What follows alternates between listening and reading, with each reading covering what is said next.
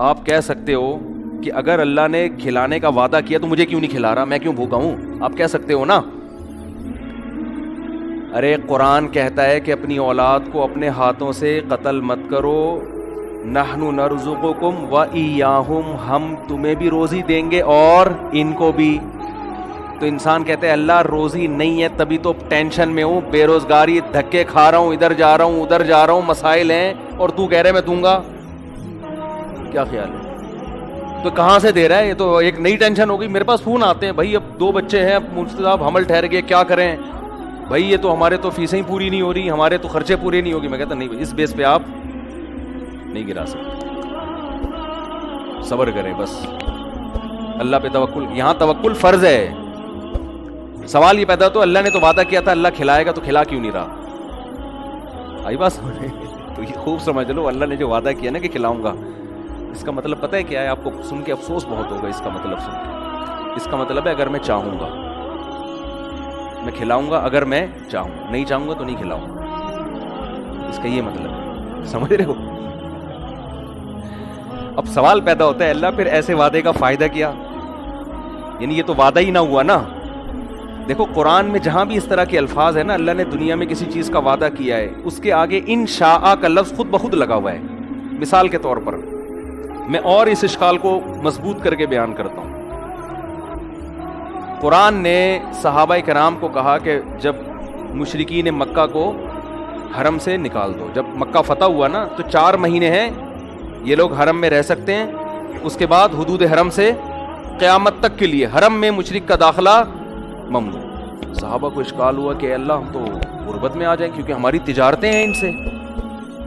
بھائی اگر بڑے بڑے تاجر مشرکین میں بھی تھے نا تو ہماری تجارتیں تو یہ غربت میں آ جائیں گے. اللہ نے فرمایا ان خفتم عائلۃ فسوف یغنیکم اللہ من فضلہ. انشاء ہے کہ نہیں ہے؟ اگر تمہیں غربت کا خوف ہے تو اللہ نے چاہا تو اپنے فضل سے تمہیں غنی کر دے گا. ایک ہی آیت. ابھی میں ان سب کا ایک مفہوم بیان کرتا ہوں, اس سے سارے اشکال حل ہو جائیں گے انشاءاللہ. فسوف یغنیکم اللہ من فضلہ ان شاء, اگر اللہ چاہے گا تو اپنے فضل سے تمہیں غنی کر دے گا. نکاح کے بارے میں بھی یہ الفاظ ہیں, نکاح کرو, یہ نہ دیکھو کہ غریبوں کے امیر ہوں. کیوں؟ اللہ کہتے ہیں ان یکونوا فقراء یغنیہم اللہ من فضلہ, نکاح کر لو, فقیر ہو گئے تو اللہ اپنے فضل سے غنی کر دے گا. سوال پیدا ہوتا ہے, بعض تو ہم نے دیکھے ہیں کنوارے تھے تو پیسے والے تھے, شادی ہوتے ہی بعض ایسے, اگرچہ اکثریت ایسی نہیں ہے, اکثریت کے تو روزی میں اضافہ ہوتا ہے, لیکن بعض ایسے واقعات ہیں ادھر شادی ہوئی ادھر دیوالیہ نکل گیا, بیگم ہی چور تھی معاذ اللہ, وہ ساری جائیدادیں کھا گئی. بعض دفعہ تو یہ بھی ہوتا ہے نا. ارے بعض دفعہ ایسے ہوتا ہے آپ نے شادی کی, میرا بیان سن کے کہ یار اس سے مال میں کیا ہوگا, برکت ہوگی, اضافہ ہوگا. شادی کی, بیگم صاحبہ کوئی خدا نخواستہ کوئی چور خاندان سے ان کا تعلق, ایسے لوگ ہیں ہمارے علم میں, پورا زیور کھا گئی, سونا کھا گئی جو مہر میں دیا تھا, اور بھی چیک سائن کروا کے پوری جائیدادیں کھا کے آپ روڈ پہ گٹر کے ڈھکن پہ بیٹھے ہوئے اور 4 شادیوں کے فضائل بیان کر رہے ہیں. ایسے واقعات بھی ہوتے ہیں. ظاہر ہے آپ کو خیال ہوگا کہ یار اگر اللہ نے تو وعدہ کیا ہے کہ میں نکاح پہ غنی کر دیتا ہوں, تو یہ غنی تو نہیں ہو رہا ہے. ایسے واقعات ہیں. بچہ پیدا ہوا, پہلے ایک کا خرچہ نہیں تھا, اور مسائل کھڑے ہو گئے. ایسے واقعات ہوئے ہیں. سمجھ میں نہیں آ رہی میرا خیال ہے.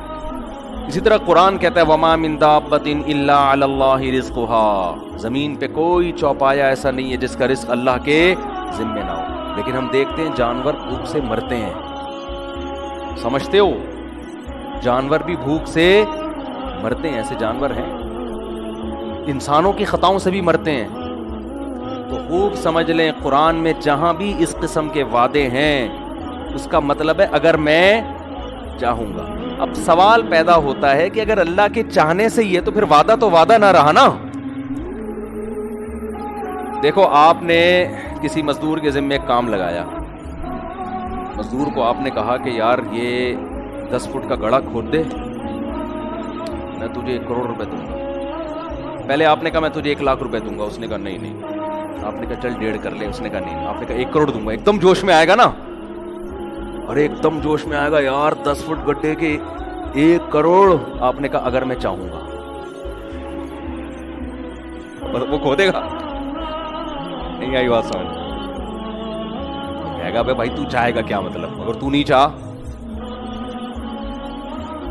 میں نے ایک صاحب سے پیسے کوئی چیز بیچی نا, تو پتہ نہیں 1 لاکھ کی تھی 1.5 لاکھ کی تھی. انہوں نے کہا میں آپ کو کل پیمنٹ دوں گا. میں نے کہا بھائی آپ, مجھے کیا پتا یار, میں آپ کو جانتا نہیں ہوں, آپ مارکیٹ سے چاٹی ہو جاؤ. بعض دفعہ اپنا بکرے بیچ کے آ رہے ہوتے ہیں, دمبا کسی کو پہنا کے آ رہے ہوتے ہیں, وہ ہمیں پہناتے ہیں, پھر اپنے دوسروں کو پہنانا پڑتا ہے ہمیں. ٹھیک ہے.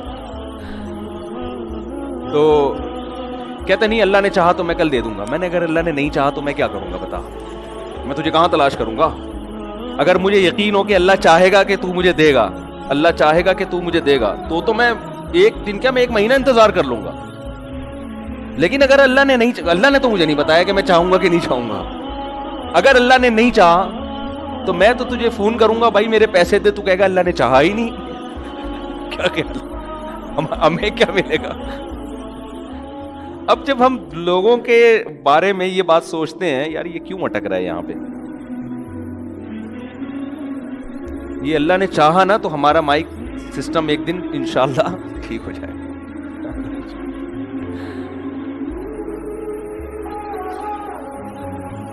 تو اب شکر ہے صحیح ہو گیا, صحیح ہو گیا. بیٹھ جا, بیٹھ جا, خراب. تو اب سوال پیدا ہوتا ہے کہ اللہ نے جو اتنے وعدے کیے, یہ کرو گے تو یہ ملے گا, یہ دنیا کے وعدے, تو اس میں علماء کہتے ہیں ہر وعدے کے ساتھ یہ جڑا ہوا ہے انشاء.